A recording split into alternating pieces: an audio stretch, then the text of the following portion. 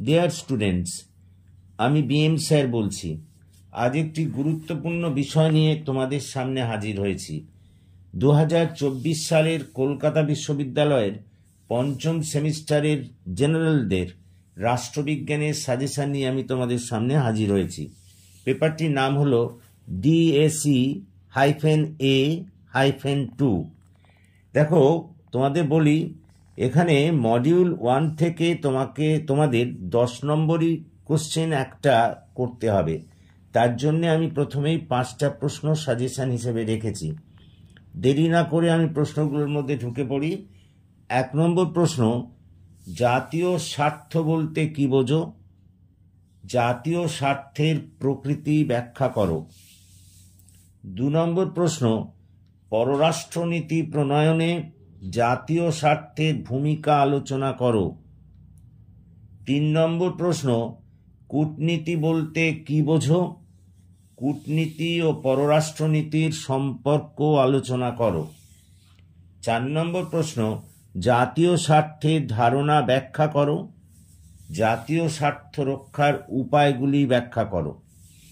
5 নম্বর প্রশ্ন, প্রচার কার্যের 2টি পদ্ধতি আলোচনা করো। এই 5টা 10 নম্বরই কোশ্চেন যদি তোমরা করো, এখান থেকে কমন পেয়ে যাবে।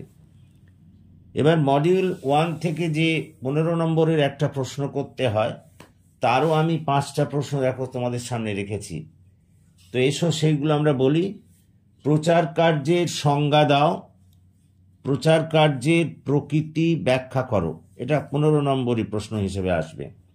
পরের প্রশ্ন, পররাষ্ট্রনীতি ও সামরিক বাহিনীর সম্পর্ক আলোচনা করো, অথবা পররাষ্ট্রনীতি প্রণয়নে সামরিক শক্তির ভূমিকা বর্ণনা করো। পরের প্রশ্ন, বিদেশ নীতি বা পররাষ্ট্রনীতি প্রণয়নে কূটনীতির ভূমিকা ব্যাখ্যা করো। পরের প্রশ্ন, প্রচার কার্য ও বিদেশ নীতির সম্পর্ক আলোচনা করো, অথবা বিদেশ নীতি প্রণয়নে প্রচার কার্যের ভূমিকা ব্যাখ্যা করো।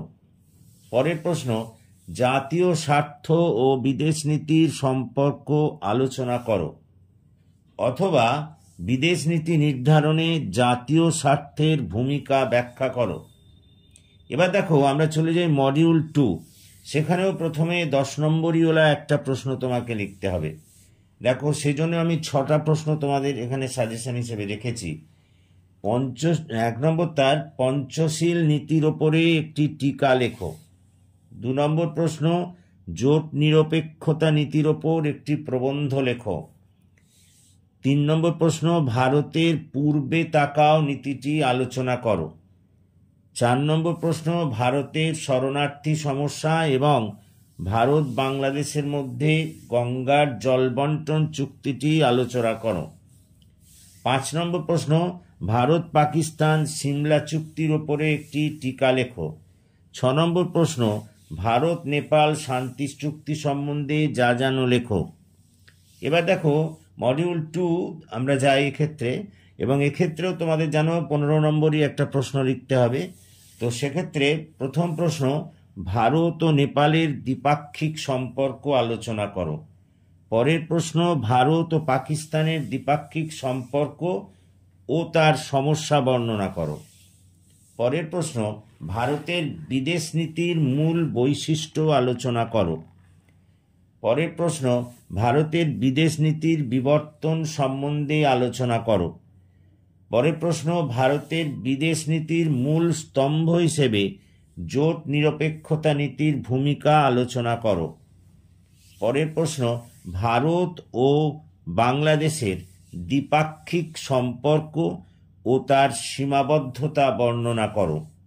দেখো, এইগুলি পড়লেই তোমরা এখান থেকে কিন্তু কমন পেয়ে যাবে। এর বাইরে আর কিচ্ছু করার দরকার নেই। বিগত দিনে তোমরা আমার সাজেশন যদি পর্যালোচনা করে দেখো, আমার সাজেশন থেকে কিন্তু সব সময়ই কমন আসে। তো that's all for this day.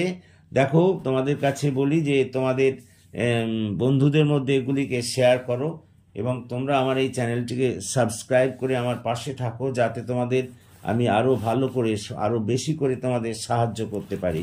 Thank you for watching and listening. Please comment, share and subscribe my channel.